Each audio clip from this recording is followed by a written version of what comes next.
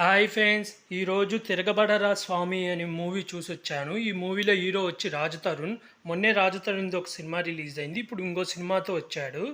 ఈ cinema story line వచ్చి రాజ్ తరుణ్ చిన్నప్పుడే వాళ్ళ అమ్మా నాన్న నుంచి తప్పిపోతాడు.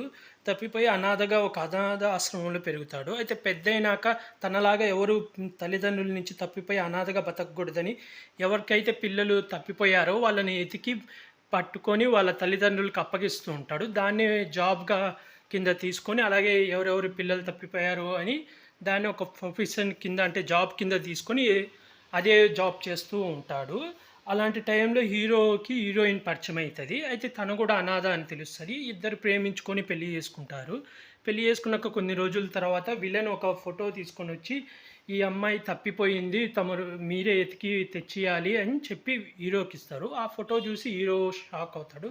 ఆ అమ్మాయి ఎవరో కాదు, హీరోయినే. హీరోయిన్ అనాథ అని చెప్తుంది. కానీ తనకు అమ్మా నాన్న అందరూ ఉంటారు. ఎందుకు అలా హీరోతో అబద్ధం చెప్పింది, అసలు హీరోయిన్ ఫ్లాష్ బ్యాక్ ఏంది, హీరోయిన్ కోసం విలన్ ఎందుకు ఎతుకుతున్నాడు, హీరోయిన్ ఫ్లాష్ బ్యాక్ తెలుసుకున్న తర్వాత హీరో ఏం చేశాడు అనేదే ఈ మూవీ స్టోరీ లైన్. ఈ మూవీ ఫస్ట్ హాఫ్ అంతా కొంచెం కొత్త స్టోరీ లాగా ఉంటుంది. అంటే ఎప్పుడు ఇలా అనాథ పిల్లలు, అదే పిల్లలు తప్పిపోయిన పిల్లల్ని ఎతికి తెచ్చిచ్చి వాళ్ళ పేరెంట్స్కి అప్పగించడం కానీ, వీళ్ళ మధ్య లవ్ స్టోరీ కానీ, ఇది ఫస్ట్ హాఫ్ అంతా సాగుతుంది అన్నమాట. కరెక్ట్ ఇంటర్వెల్ 10 నిమిషాల ముందు విలన్ రావడం, ఫోటో చూపించడం, దాంతో తర్వాత హీరోయిన్ తన ఫ్లాష్ బ్యాక్ చెప్పడం, అదంతా రొటీన్ స్టోరీ అనిపిస్తుంది. అంటే మీకు ఒక సినిమా ఉంది, కళ్యాణ్ రాము కాజల్ నటించిన సినిమా చూస్తే మీకు అర్థమైపోతుంది. ఆ సినిమాలాగే ఉంటుంది. కాకపోతే కొంచెం డిఫరెంట్ ఏంటంటే హీరోయిన్ ఫ్లాష్ బ్యాక్లో మాస్ అన్నమాట. అంటే రౌడీల్ని కొడుతుంటుంది, అందరినీ కొడుతుంటుంది, భయపడదు, ఫైట్లు బాగా చేస్తుంటుంది.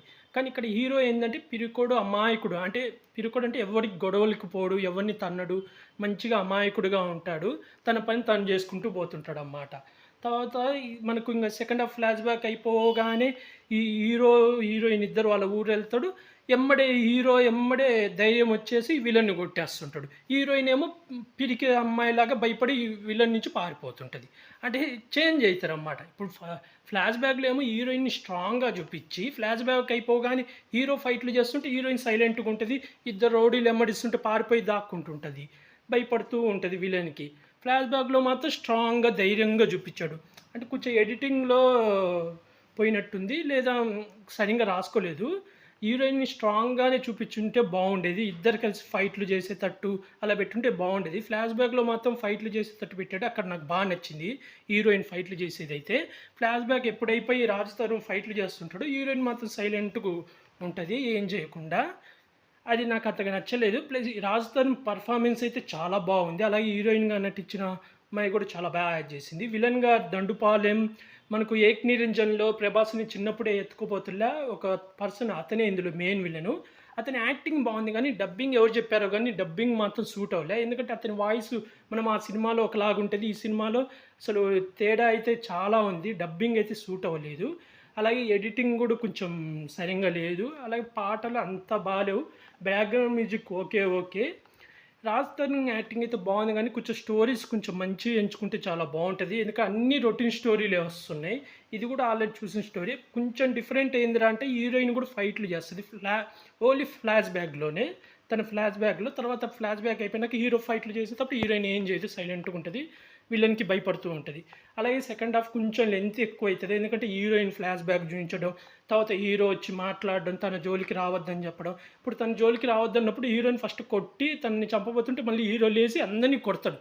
కొట్టినప్పుడు డైరెక్ట్ ఈ విలన్ని చంపేయచ్చు కదా, చంపకుండా వదిలేసి మళ్ళీ రొటీన్ స్టోరీ మనకు ఒక ఛాన్స్ ఇవ్వడం, మళ్ళీ హీరో మళ్ళీ విలన్ మళ్ళీ అటాక్లు చేయడం, హీరో ఫైట్లు చేయడం, అదంతా రొటీన్గా అనిపిస్తుంది. అదంతా సాగదీసినట్టు అనిపిస్తుంది. జస్ట్ నాకు తెలిసి అలా వచ్చి ఊరికొచ్చి విలన్ని కొట్టేసి వాళ్ళ అమ్మ నాన్నకు హీరోయిన్ అప్పగించి కలిసిపోయేటట్టు పెట్టుంటే బాగుండు. దాన్ని మరీ సాగదీశారు. అది కొంచెం సెకండ్ హాఫ్ అయితే నాకు లెంతీ అనిపించింది. సెకండ్ హాఫ్లో లెంతీ ప్లస్ కొంచెం బోరు, కొన్ని అది ఎడిటింగ్ మిస్టేక్స్ ఉన్నాయి. ఫస్ట్ హాఫ్ అయితే బాగుంది, యావరేజ్ ఫిలిం.